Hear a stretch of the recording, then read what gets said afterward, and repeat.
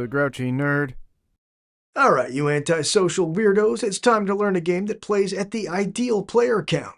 1. Halls of Hegra, designed by Petter Shanka Olsen and published by Tompet Games, who very kindly provided me with a copy, is a worker placement bag-building tower defense game which depicts a real World War II event in which about 250 Norwegian volunteers in an abandoned fort managed to fend off an entire German battalion, backed up by an infantry company and an artillery unit, for close to a month. Don't worry, you're playing as the Norwegian side. The game is played over 11 rounds, split up into 3 stages, and your goal in Halls of Hegra is just to survive the Nazi onslaught. You'll dig defenses, recruit more volunteers to your cause, and defend your position, all in the snow! I can't. You're already dealing with Nazis and it's snowing? I can barely make myself go to work when it snows.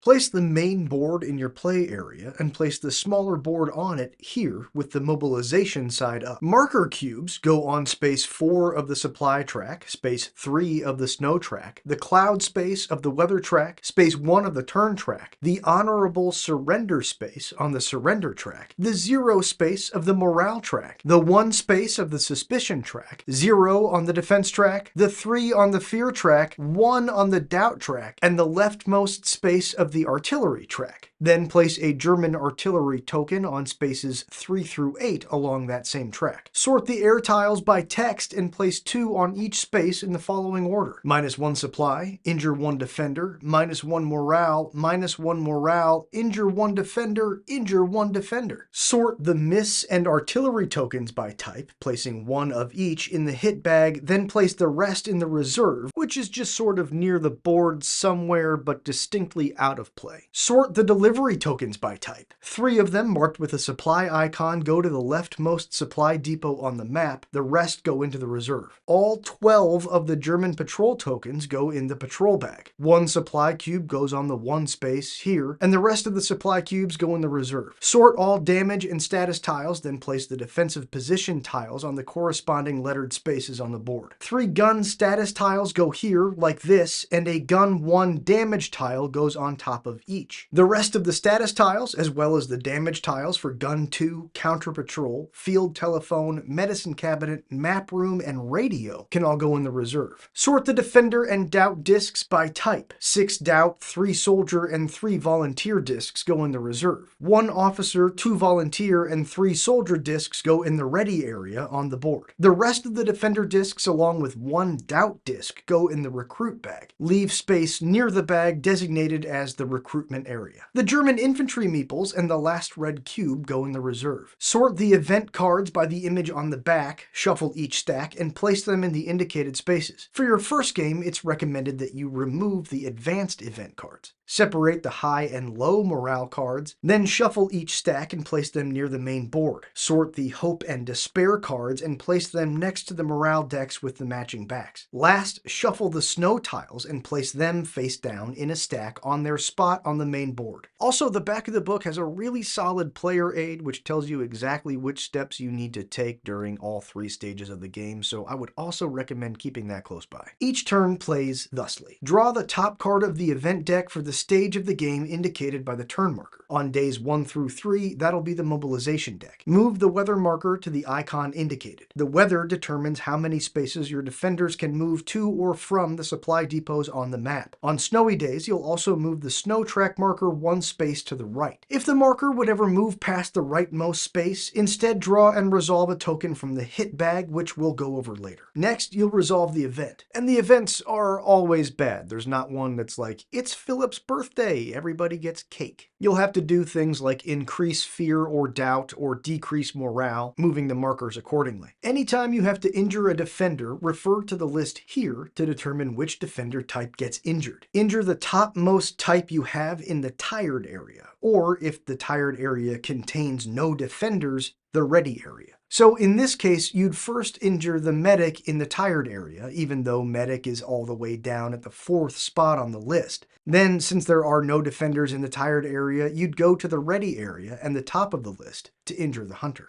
And that's anytime you have to lose or injure an unspecified defender. You'll take from the tired area before you take from the ready area, and you'll always refer to that list on the side of the current day's event card to determine which defender type gets injured or killed. When a defender is injured, you'll roll one of the included 6-sided dice to determine how injured that defender is. Place the defender in one of the bed columns in the infirmary on the space matching the die result. A lower number is a more serious injury and will take longer for that defender to recover. However, there are only 3 beds in the infirmary. If you have to injure a defender and there are no open beds, you'll still roll for injury severity, but that defender goes in the waiting area instead. It's possible for waiting defenders to occupy the same space, being injured to the same degree, but only 1 defender per bed. When adding a German patrol, draw the indicated number of tokens from the patrol bag. Each German token has a number on the back, which tells you the space the soldier goes in. The rows are color-coded to the current stage of the game, so if you pull a 4 in the mobilization stage, that soldier goes here, 4th space, green line. When you've resolved the action, you'll recruit. First, add a number of purple doubt tokens to the recruit bag equal to the number next to the marker on the doubt track. Then draw a token from the bag to the designated recruit area. If it's a defender, you can choose to either draw another up to 4 total, pulling 1 at a time, or stop. When you stop, if each of the discs you pulled was a defender, place those discs in the ready area. Anytime you recruit a volunteer, you'll also gain 1 resource cube. If, however, you draw a doubt token, you'll stop drawing, and you only get to keep 1 defender from the recruit area. The doubt token goes back in the recruit bag, and the 1 defender you keep goes to the ready area.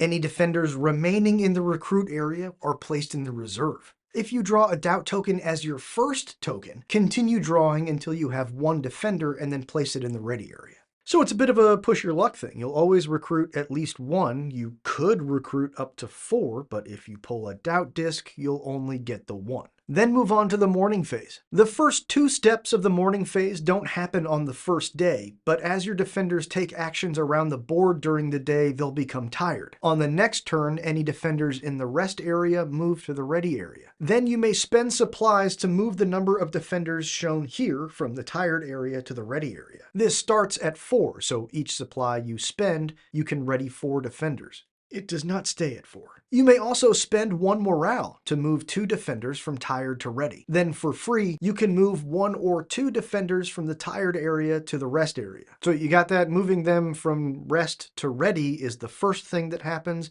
but moving them from tired to rest is the last thing that happens. Now place ready defenders around the board to carry out actions. Each space with the Norwegian flag is an action. Some actions require 2 defenders, as shown here. Some actions disallow certain types of defenders, and defender types listed with a little 2, like they're squared, will count as 2 defenders for that action. So, for instance, setting a hunter piece in the shovel snow action space, you'd shovel snow twice. If you have a hunter and a volunteer, you'd shovel snow 3 times, twice for the hunter, once for the volunteer, who does not count as 2. And actions can be taken as many times as you have defenders to carry them out. So you want to repair 3 things around the board, you're going to need a total of 6 defenders. When all defenders are placed, move on to the day phase. Starting at the 0, resolve each area in order. When a defender has carried out their action, move them to the tired area. The mobilization step only happens in the first 3 rounds.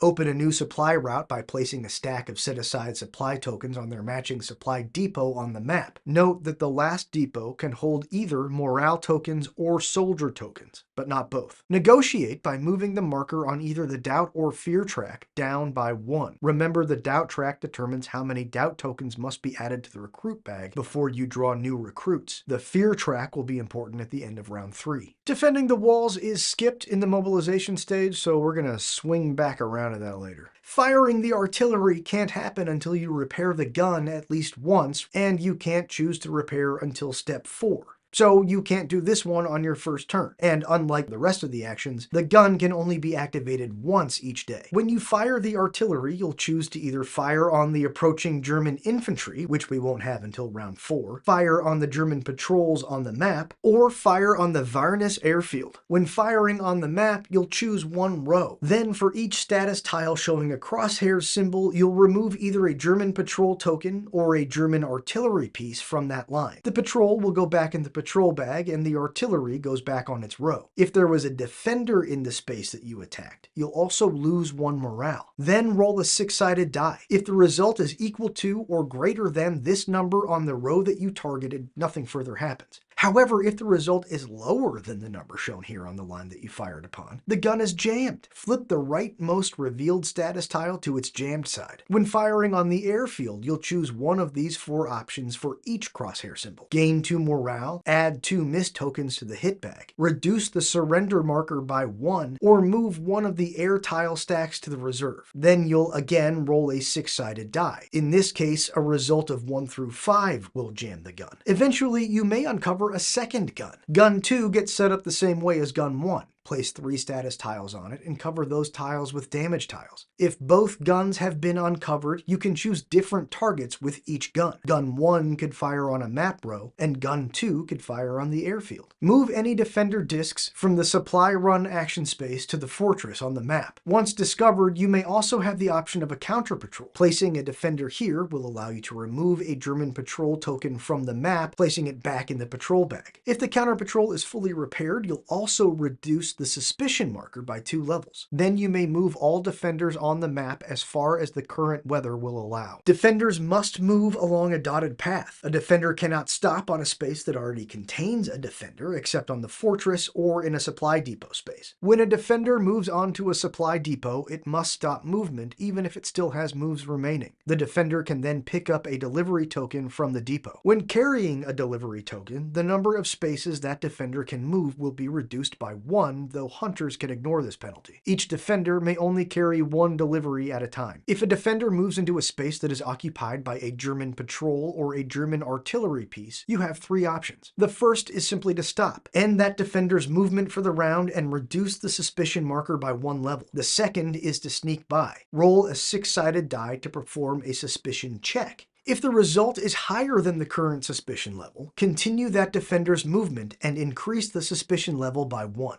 If the marker would ever go past the 6, instead return the marker level to 3, then add 1 German patrol to the map. However, if the result was equal to or lower than the suspicion level, that defender goes to the reserve. 1 German patrol token goes back in the patrol bag, and you'll reduce the suspicion level by 2. The last option is to fight, and may only be taken if the defender is a soldier. Movement stops, and 1 patrol token goes back in the patrol bag, or 1 artillery piece goes back to the artillery track, then roll a suspicion check. If the result is higher than the suspicion level, increase the suspicion level by 1. If the result is equal to or lower than the suspicion level, the soldier is injured and must go to the infirmary, though this will also reduce the suspicion level by 2. And if ever a defender is carrying a delivery token and they fail a sneak test or get injured in a fight, that token is lost. Remove it from the game. Anytime a defender returns to the fortress carrying a delivery token, the defender goes to the tired area.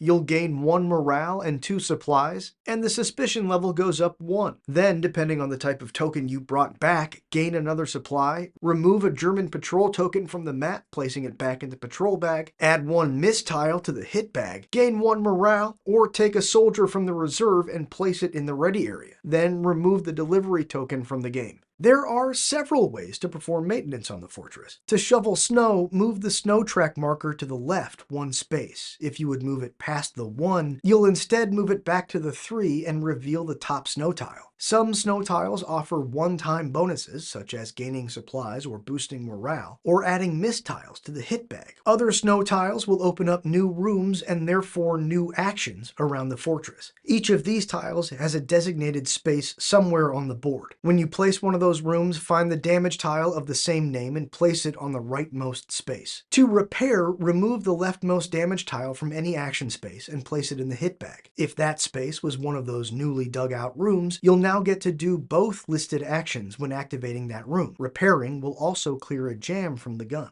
Bolster allows you to put a mist tile into the hit bag or increase the defense marker by 1 level. An officer can promote a volunteer or hunter. Swap this disc with a soldier disc from the reserve. However, if there are no soldiers left in the reserve, you cannot take this action. And Inspire will increase your morale level by 1. If it's been found, the radio lets you add 1 hope card to the low morale deck stack, then shuffle it. If the radio has been repaired, you'll add 2 instead. If it's been found, the map room lets you look at and rearrange the top 3 snow tiles. And if the map room is repaired, you'll also move the snow marker 2 spaces to the left. Treat a patient by moving a defender disc in one of the bed columns up 1 level. If it reaches the green cross, place that defender in the tired area. Then, if there are any injured defenders in the waiting area, place one of them in the newly emptied bed, keeping their injury level the same. If you've dug out the medicine cabinet, a defender there can fully heal a patient, placing it in the tired area. And if the medicine cabinet is repaired, you can also ignore the relapse step this turn, which we're going to see here in a second. Regardless of whether you chose the treat patient or medicine cabinet action, you'll always resolve the relapse and recover step. All patients in the waiting area move down 1 space. If a patient would move past the 1, it instead goes to the morgue. Yeah, that guy died waiting for help. It's bleak.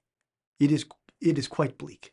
Then move all patients in the beds up 1 level. And again, if a patient clears a bed, you can move 1 defender from the waiting area to that bed. But you do have to take those steps in that order. Relapse, then recover. And at the end of each day, you'll resolve your morale. First, check the morale modifiers. If the doubt marker is on one of the bottom spaces, gain 1 or 2 morale depending on its position. Lose 1 morale if you're on a red day on the turn tracker. Those are days 6, 9, 10, and 11. Lose 1 if you have no remaining supplies. Lose 1 if you have any number of patients in the waiting area in the infirmary. Lose 1 for each defender in the morgue. And lose 1 if there are any German infantry meeples in a red sector. I'll mention that again when we get there. Now resolve the text next to the final position of the morale marker. This will often involve drawing and resolving morale cards, high or low. You'll always draw 1 more than you resolve. Place the resolved cards in that stack's discard pile and shuffle the unchosen card back into its deck. If your morale is high enough, you'll instead shuffle a hope card into the low morale deck. If you ever draw a hope or despair card, you have to choose it as one of the cards you resolve. When you're done, reset your morale to 0. Then check the surrender requirements. Move the surrender marker up 1 level for each of the following conditions met. If you have 3 or more defenders in the morgue, if you have 4 or more defenders in the waiting area, and if all 6 German artillery pieces are on the map. If the marker makes it to this space, you immediately lose the game. No more surrendering on your turns.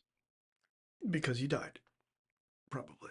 Last, check the turn track for German patrols, drawing and placing 1 for each depicted on that turn, or any special events. So at the end of the first turn, you'll place 2 German patrols in the green row. German patrols will be placed even if the space already has a defender, an artillery, or another German patrol. If ever you have to place a German patrol but the patrol bag is empty, instead remove from the game 1 delivery token from the leftmost supply depot that has a token. Then move the turn marker 1 space to the right and begin a new day with the event phase. Play continues in this way until the end of turn 3, at which time your beleaguered defenders will stage a coup. Come on, guys.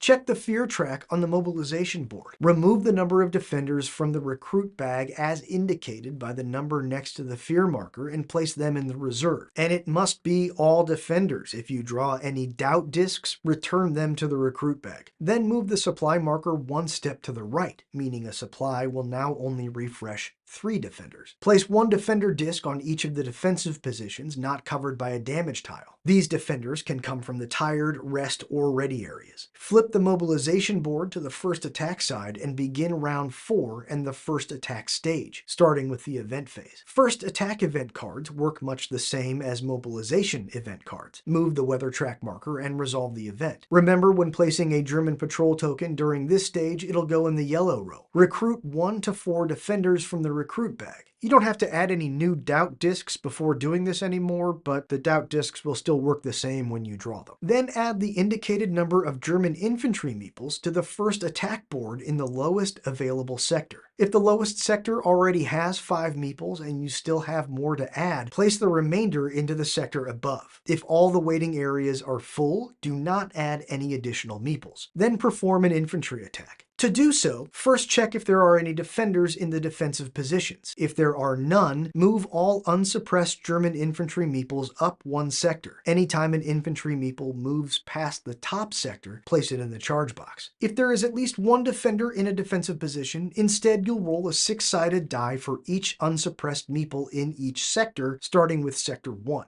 These dice results will determine each infantry meeple's action. For each result that matches the number in one of the action boxes, move one meeple into that box. For any results that do not match a number in an action box, those meeples will remain in the waiting area. Then stand up any suppressed meeples. Don't worry, we'll go over that in a second. Then resolve the infantry actions in columns left to right. So you'll first count the total number of infantry meeples in the hit column, regardless of sector. Subtract the fortress's current defense level. The remainder is how many hits you take. For each hit, injure the defender in the leftmost defensive position. If you take more hits than you have defenders, ignore the remaining hits. Then, starting with the top sector, move each meeple in the move box to the next sector's waiting area. Again, if a sector is full, the meeple will continue to move up to the next sector's waiting area. And this part works the same as before. Anytime an infantry meeple moves past the top sector, place it in the charge box. Then if there are any meeples in the charge box at the end of either of these options, resolve them. For each meeple in the charge box, injure the leftmost defender in a defensive position. Then remove the infantry meeple to the reserve. If there are no defenders in a defensive position to injure, instead remove a defender from the tired area to the morgue. Then remove the infantry meeple to the reserve.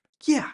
It's a hard game, and remember, if there are any of these meeples in the red sector at the end of your turn, you also lose a morale. Move on to the morning and day phases, which work basically the same as during the mobilization stage, but now instead of the mobilization board and its actions, you can defend the walls. To fire at the Germans, roll one 6-sided die for each defender in the defensive positions. A result of 3 or lower is a miss. Suppress one infantry meeple within range of the defender by lying it down. Hunters and volunteers can only hit meeples in the top sector, but soldiers and officers can reach the bottom sector. And remember, a suppressed meeple doesn't get to take any actions in the next round. A result of 4 or higher is a hit. Remove one defender per hit result and place it in the reserve. And remember, meeples that aren't on the board also don't get to take any actions in the next round. If you found the field telephone and assigned defenders to it, you can increase the result of each die rolled in this step by 1. And if it's fully repaired, you can also suppress 2 additional infantry meeples. Defenders in the defensive positions do not move to the tired area after firing on the Germans, but they can be replaced during the next morning phase. And when you fire your artillery, you now have the option to fire on the approaching infantry. For each crosshair status symbol on the gun, choose one sector. Hit 2 meeples, removing them to the reserve, and suppress any additional meeples in that sector. Then roll a 6-sided die. If the result is lower than the number here in the targeted sector, the gun jams. If the result is equal to or higher than that number, nothing else happens. Play continues in this way until the end of round 6, at which time your forces retreat.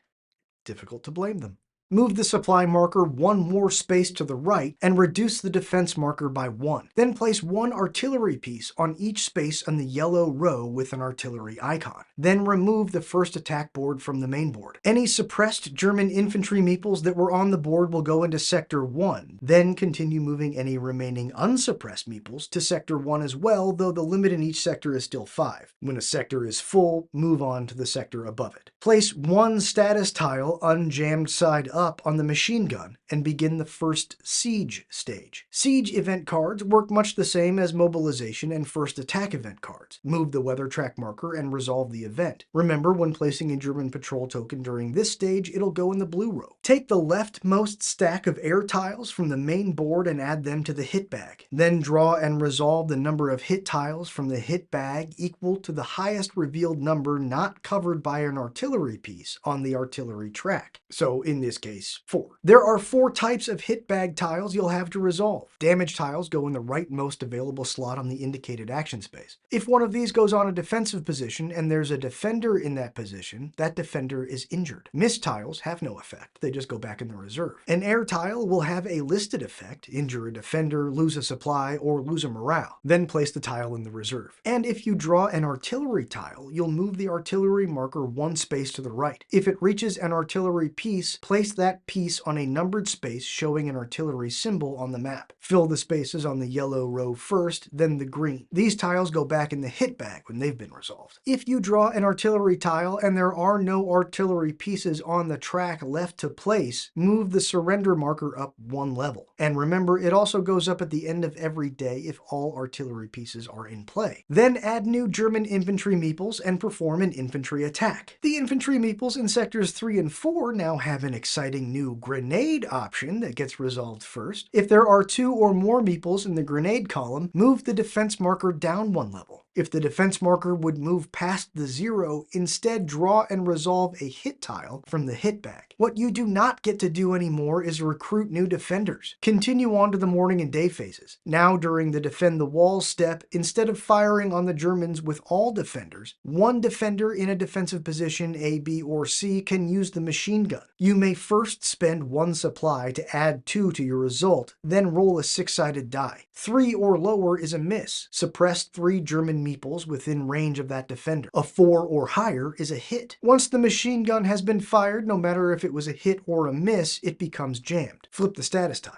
Reckless defense is another new action. Injure a defender other than a medic, damn Hippocratic oath, to remove 2 infantry meeples to the reserve within range of that defender. Play continues in this way, making sure to switch from Siege 1 event cards to Siege 2 event cards on day 9 until the end of day 11, when your defenders make their last stand. Draw the top last stand event card. Resolve the weather, event, air tokens, hit bag, and infantry as normal, then the infantry meeples advance. If there are no defenders left in the defensive positions, move each infantry meeple up 2 sectors and resolve the charge box. If there is at least 1 defender in a defensive position, move each infantry meeple up 1 sector and resolve the charge box. Then count the number of defenders you have in defensive positions and the tired, rest, and ready areas. Compare that number to the number next to the final position of the marker on the surrender track. If you have at least that many healthy defenders, you win.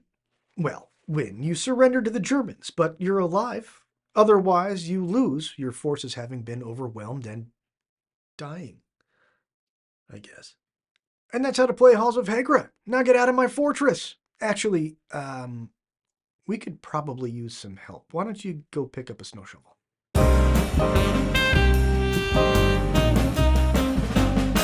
The Grouchy Nerd. And if you'd like to know how to win Halls of Hegra, I'm not your guy. I keep making it to like turn 8 or 9, and then everything just gets very sad.